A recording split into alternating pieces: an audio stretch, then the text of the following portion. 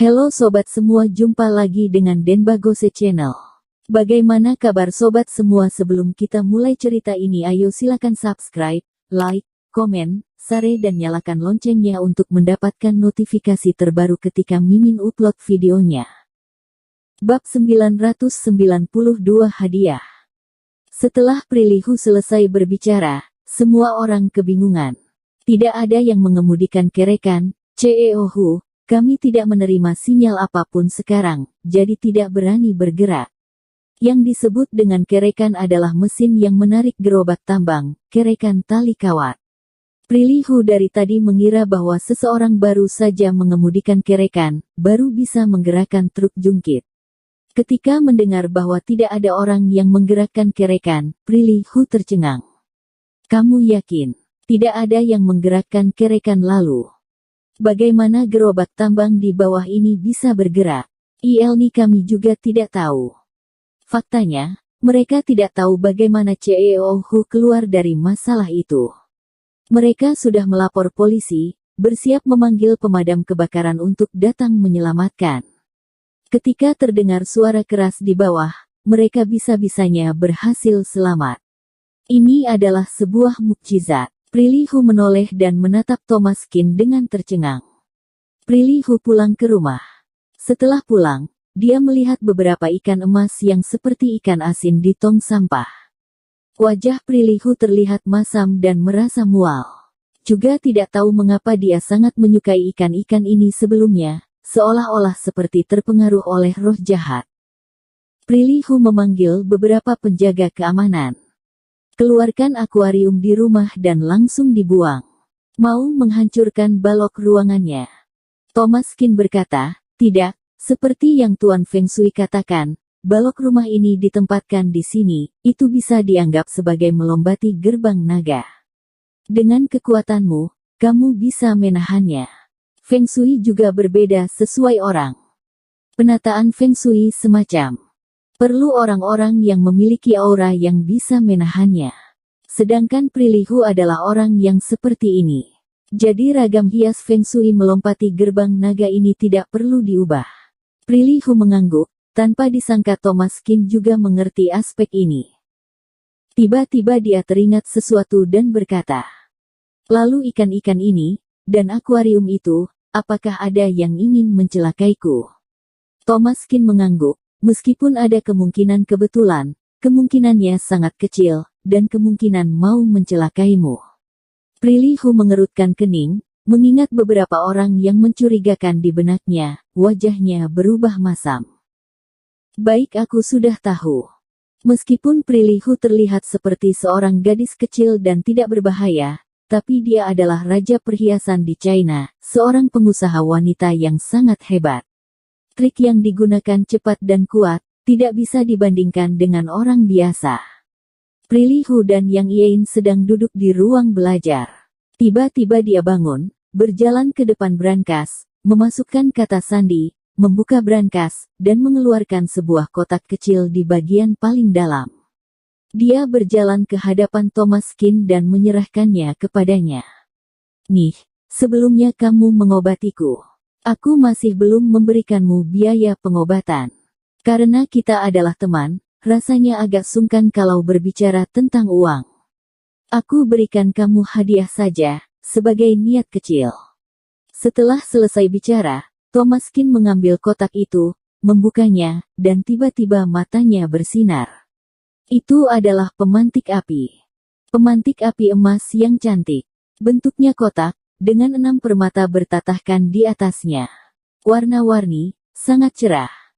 Baik itu pengerjaan, bentuk atau bahan, semuanya adalah yang terbaik.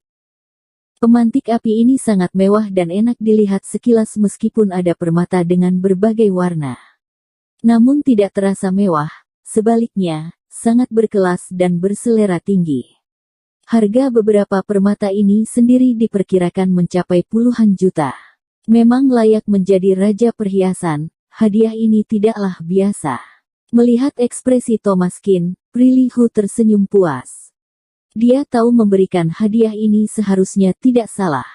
Para pria menyukai hal semacam ini. Meskipun Tomaskin tidak banyak merokok, Pemantik api juga merupakan barang yang bagus dibawa sehari-hari.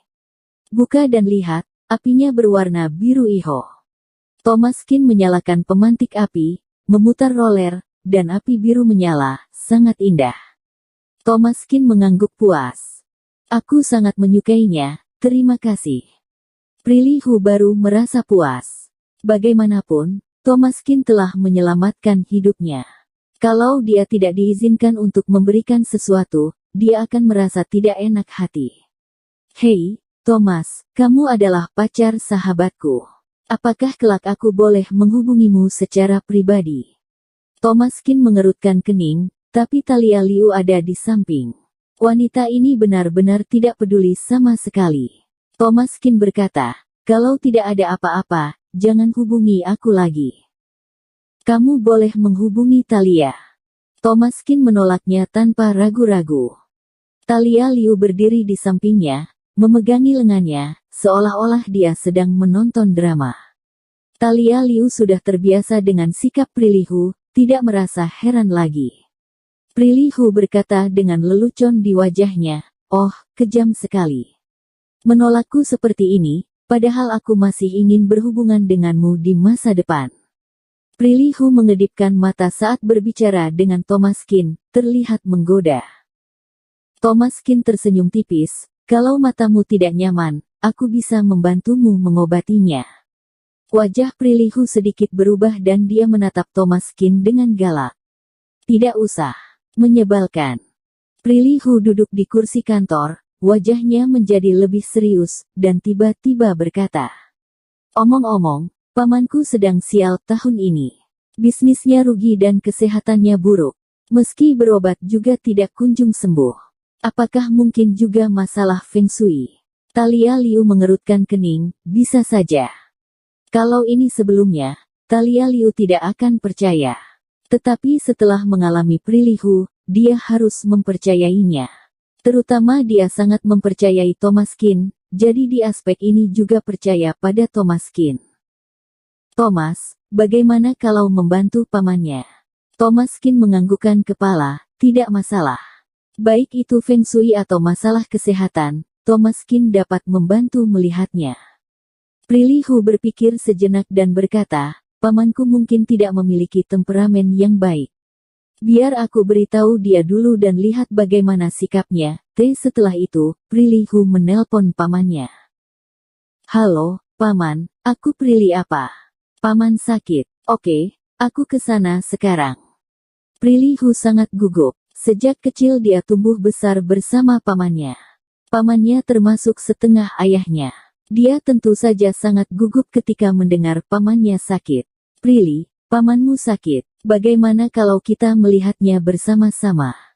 Oke, ayo pergi bersama. Kebetulan ada dokter jenius seperti Thomaskin. Kalau ada masalah apa-apa, juga bisa ditanyakan. Dengan mobil, mereka sampai di rumah Paman Prilihu dengan cepat. Paman Prilihu bekerja di bidang internet dan merupakan CEO Longyun Mobile Phone. Dalam industri IT nasional, dapat menduduki peringkat 5 di negara ini dan dianggap sebagai raksasa internet. Thomaskin juga cukup terkejut, dia tidak menyangka Longyun Mobile Phone terkenal itu ternyata adalah milik Paman Prilihu. Adam Sen, 48 tahun, memiliki aset puluhan miliar. Longyun Group, sekarang hampir menjadi perusahaan IT paling terkenal di China. Semua jenis produk populer di seluruh negeri, dari ponsel, TV, jam tangan, hingga berbagai peralatan rumah tangga. Beberapa orang bahkan menggunakan satu set lengkap peralatan rumah tangga merek Longyun, dan tingkat penetrasinya sangat tinggi. Dia bisa dikatakan sebagai salah satu pengusaha terkenal di tanah air dan memiliki pengaruh yang besar. Segera, ketiga orang itu tiba di rumah Adam Sen. Begitu mereka memasuki rumah itu penuh dengan orang-orang. Bau desinfektan memenuhi ruangan, dan seorang pria paruh baya sedang berbaring di tempat tidur dengan infus. Ketika Thomaskin memasuki ruangan, dia langsung melirik wajah pasien. Bibir pucat, kulit wajah hitam, dan kondisi penyakitnya sangat serius. Melihat infusnya lagi, berisi larutan garam, Kelihatannya belum dipastikan obat apa yang akan dipakai, hanya menambahkan sedikit garam untuk mencegah dehidrasi. Sekelompok dokter berkumpul di depan ranjang rumah sakit, semuanya tampak masam dan tidak berdaya. Thomaskin merasa sedikit akrab dengan orang-orang ini, seolah-olah dia pernah melihat mereka di suatu tempat. Benar saja, begitu Thomaskin memasuki rumah, seseorang segera mengenalinya. Dr. Qin. Dr. Qin telah datang. Semua orang melihat ke belakang dan wajah mereka tiba-tiba terkejut. Ini Dr. Qin. Tuan Shen sudah terselamatkan. Bersambung. Terima kasih kepada kalian yang telah menonton video ini. Jangan lupa tekan tombol subscribe-nya dan nyalakan notifikasinya untuk mendapatkan video-video seru lainnya dari channel Denbagose.